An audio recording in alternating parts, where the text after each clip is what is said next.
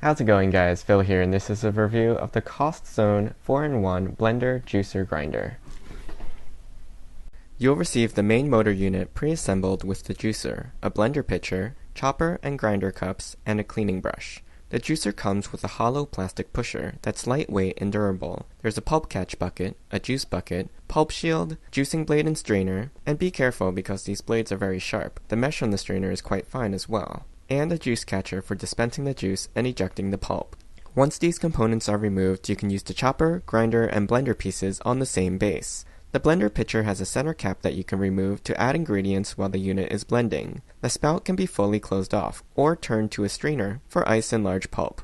Inside, you'll find a blender strainer which can be used for making almond, soy, and nut milks. The capacity of the pitcher is about half a gallon. The base unscrews for easy cleaning, but make sure you keep track of the silicone O-ring inside because it falls out easily. The bases for the grinder and chopper are identical, and they can be used with either cup. The grinder blade simply has lay-down blades, and the chopper has 2 additional upright blades. One thing that I noticed on all the bases is that the rim is quite sharp, and it feels like it cuts into your hand if you grip it to unscrew the base. It doesn't break the skin, but it is quite uncomfortable. I recommend that you grip around the sides of the base when twisting it. The cleaning brush is quite like a toothbrush, with additional bristles at the tip and a narrow hard spatula on the end. The motor of this unit is controlled by a single dial with pulse mode and 2 speeds, low and high.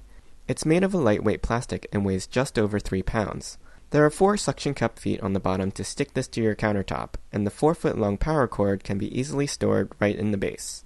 First off, the suction cup feet stick pretty well and prevent the unit from tipping over, though they'll still allow the unit to slide around.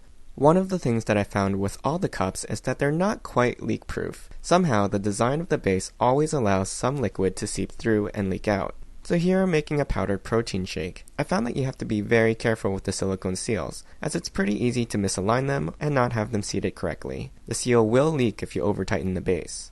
One tricky thing is, the cups will lock onto the base even if they're in the wrong position. You'll have to take note of the small arrows on the front and line them up, otherwise the machine will not run. So now I'll pulse it a few times. This is the low speed, and now the high speed. The motor isn't super powerful, although it is pretty loud. Sometimes the base can be really hard to remove, so I use my jar opener to grip the cup as I twist the base. However, the smoothie did turn out fine and well mixed. Next I tried the juicer, which was pretty straightforward to assemble. I'll be juicing an apple and a peach. So I have the unit set to low, and now I'll start putting the fruit in. When you use the pusher, make sure to align the grooves so that it goes in all the way. Don't overload the unit because it will make the motor work too hard. Just juice a little bit at a time. Sometimes the fruit won't make good contact with the blade even after you use the pusher. However, the juicer does work quickly. After shutting the unit off, I pressed some of the unjuiced fruit down a bit, turned it back on, and then it went through. From 1 peach and 1 apple, I got about half a cup of juice and plenty of froth. Some of the juice stays in the juice tray and you'll have to tilt and pour it out.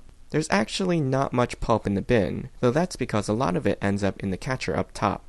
Cleaning the screen does take a bit of scrubbing as bits of pulp get stuck in the screen. Eventually, it'll all come off. Lastly, I'll test the blender pitcher. We'll be making some honeydew sorbet from frozen honeydew cubes, lemon juice, and honey. With a lot of frozen cubes, the blender had trouble pulling in all of the ice cubes to the center to break them up. Generally, you need plenty of liquid if you'll be using the blender portion, so it doesn't actually make for great sorbet. It does work better with thick soups and smoothies than it does for frozen treats. With patience though, I was able to get my frozen sorbet smooth. Overall, all the components of the unit work, but they're not super high quality. From the dodgy seals to the leaky blade bases and the weak motor, the unit is not as versatile as a tool as it could be, and it struggles with grinding, breaking frozen cubes, and isn't always easy to remove the blades. Its uses are limited by these factors, but for specific applications like juicing, making soups, and mixing smoothies, it does a nice job. I hope you enjoyed this review. You can ask me any questions in the comments. I'll put a link to the product in the description below. Don't forget to subscribe to my channel, and join me next time.